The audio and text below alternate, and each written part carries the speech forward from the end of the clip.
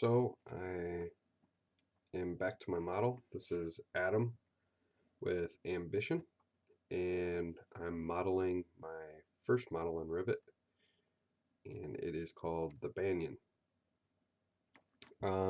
As you can see, I've got the walls placed on the upper and main floors.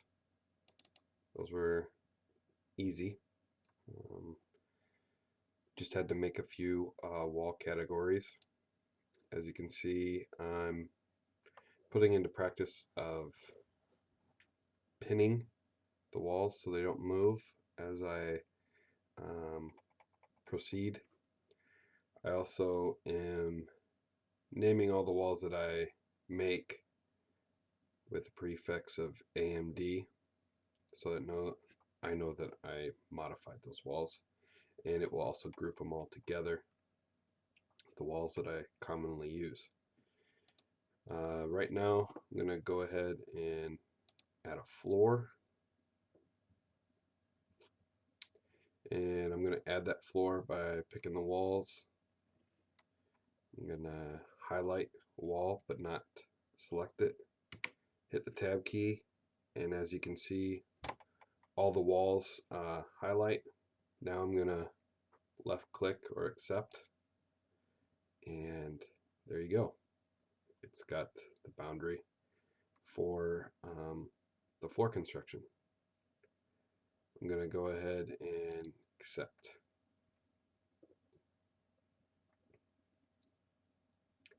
I'm going to accept that as well.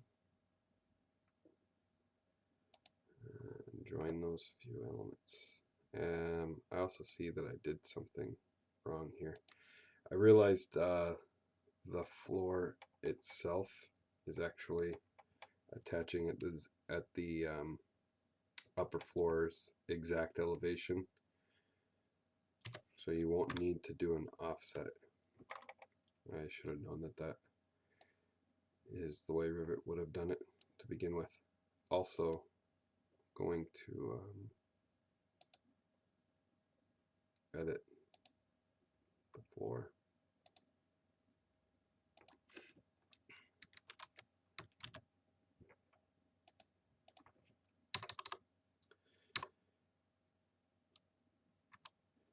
I'm going to say generic 11 7/8 inch TJI floor. I use TJIs.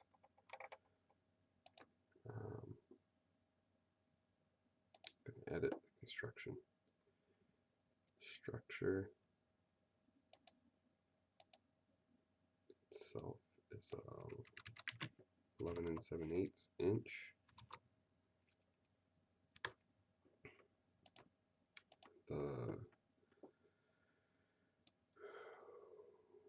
What do I want to?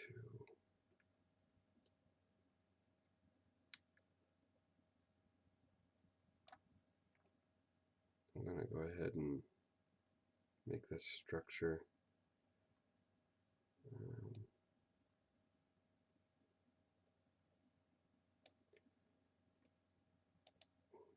wood joist rafter layer. I think this is referring to the ceiling and roof structure, though. I'm not positive. So hold on, I'm going to see if it could fall under something else here. I don't see anything that says floor joists. And I don't see anything under wood. It would say dimensional lumber, but I'm using truss joists. I'm just going to leave it at that for now. Maybe down the road I'm going to find out that that's wrong. I'm going to also add another layer for the subfloor.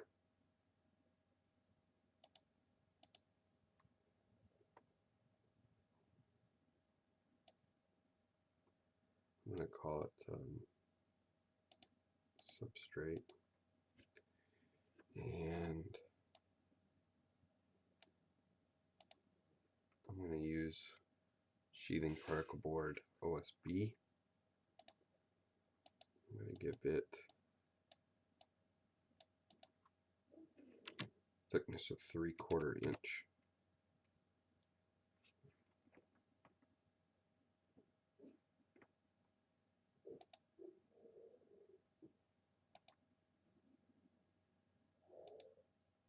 So now that floor is my AMD generic 11 7/8. Okay, floor's in. Doesn't really show much because it is a floor, but there it is as well. You can see it's 11 7/8. Well, it's a little bit thicker than that, but it is showing where I want it to show.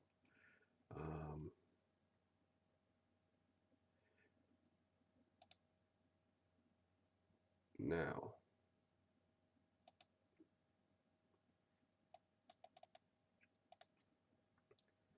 I'm going to put on my roof. And I'm not sure if this is the best practice, but this is the way I've decided to do it. I'm going to go ahead and add a level and call it roof. I'm going to add it by picking lines. I'm going to offset it 8 foot. 1 1/8 inches.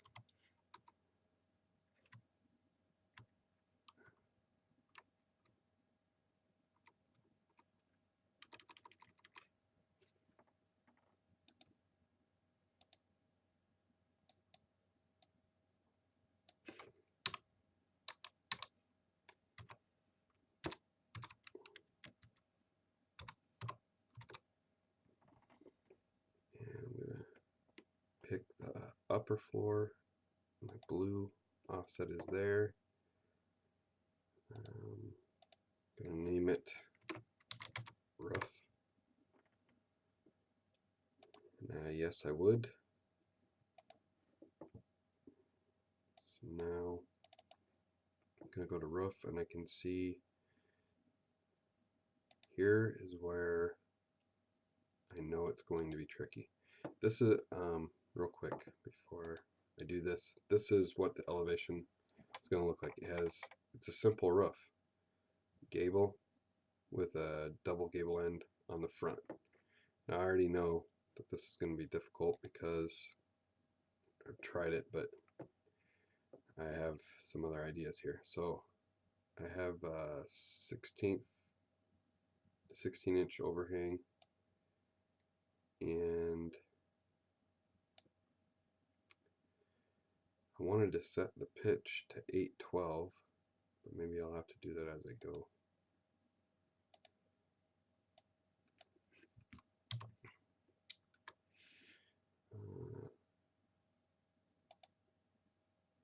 Since this is the gable end, I'm going to turn off the define slopes. This one, oops, looks like I should have changed that earlier. But I'm going to go ahead and pick these walls here. That's going to have roof around them. I'm purposely leaving that one alone because that wall is actually going to finish out lower. It's a closet for a bedroom. Now I'm going to go in here. Like I said, turn off the define slopes for that one.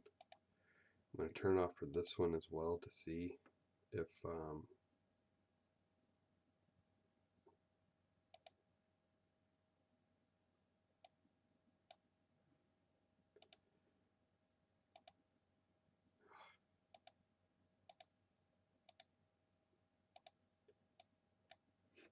going to change these all to 8/12 first to make sure.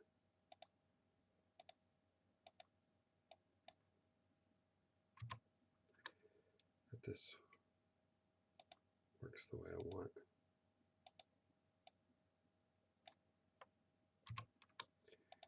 I must done something wrong to set those ahead of time. I'm gonna have to look into that. So that's gonna be on my to-do list, is to look into setting how you set the pitch, so I don't have to go through and do this every time. And as you can see, I keep on hitting that offset.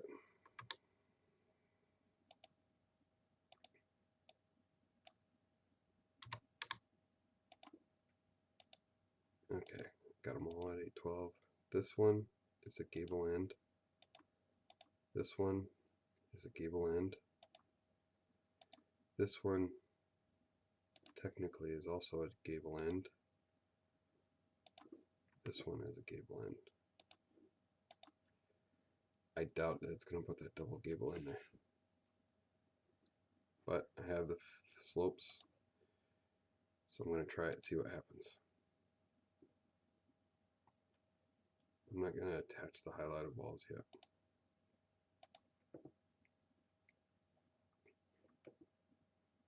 Going to go to the elevation.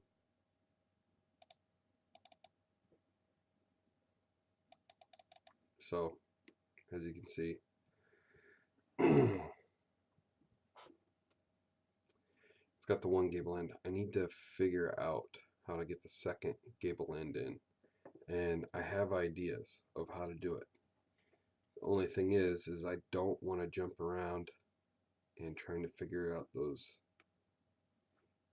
ideas.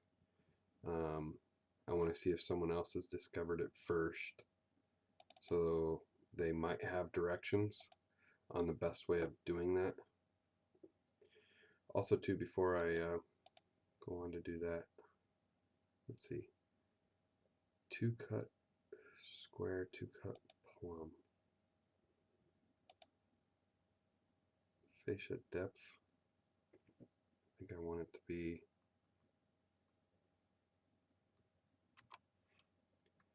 8 inches. Oops, 8 inches, not that.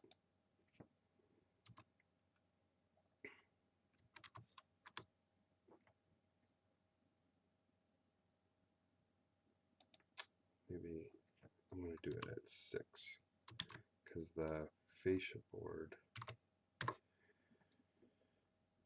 okay, base level is the roof. Now you want this to be a rafter, not the truss. So it cuts the bird's mouth.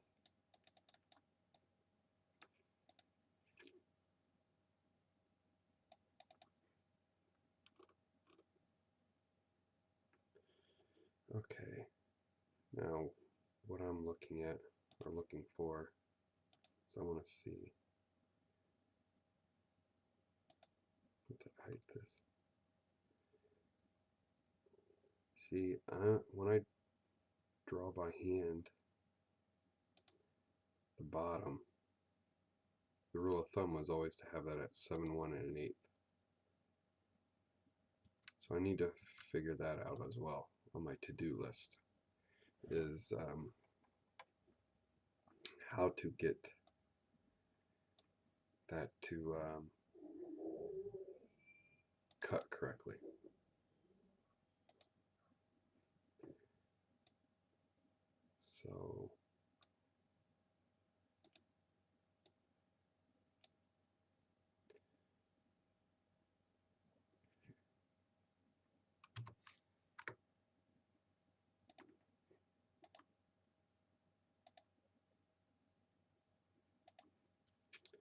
So I got to look into how to do a double gable. I have ideas of how to do it. One would be to cut a hole in this area, then draw an additional wall across the front here and across the side, and get it to make another gable somehow, and then join them together. I don't think that's the right way of doing it. Another way would be to come in to this elevation and just do a roof by extrusion by drawing there, draw my line up there, and then have a knit join. So yeah, I don't know which is the best way. So that's my homework. Figure out how to do a double gable, and then to see how to get it cleaned up properly. So until then, thank you. This is Adam with Ambition, and talk to you again soon.